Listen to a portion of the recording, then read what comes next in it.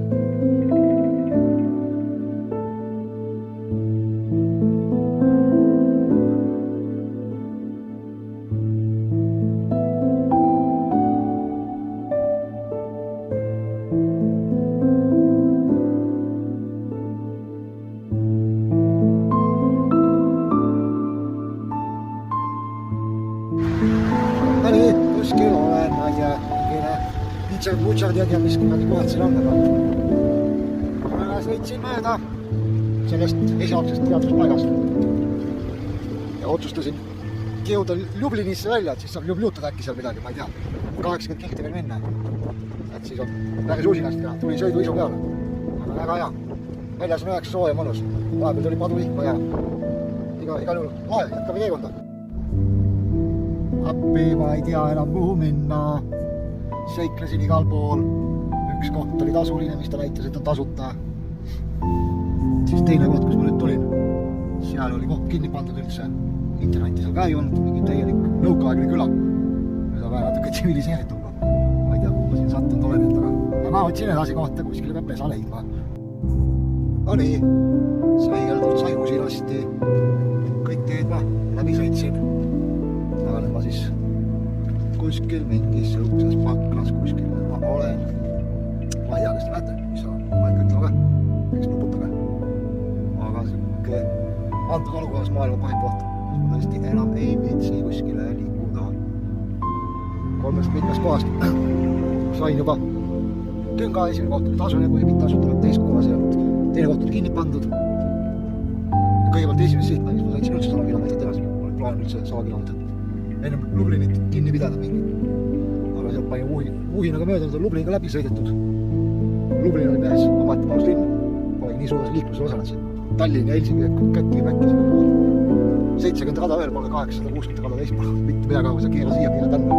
Ma üle joonte tuledalt, ma ei poori jõudnud üldse jälgi, kogu aeg sõitsin kuskil, ma ei tea. Aga väga mõistlikud juhid, midagi hullu ei teinud. Aga ilus loojanga.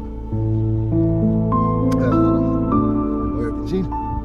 Ja eks ma homme vaatan. Aga teile näha oli välja, siin paistab. Kena huvitav maanteena nägin. Hästi palju Eesti autosi läksid, tulid vastu, sõiduautel läksid ka kuskil lõupoole ja tükk sõitis jah, kui mingi somma avas mingi siit hakkab järitama, äkki tahetakse maanteelööbid on, aga pärast sõitsin mööda, soomlased ilgutasid tuledega ja 2 karavani eest oleme näinud. Aga tšõppi lõiki kokku.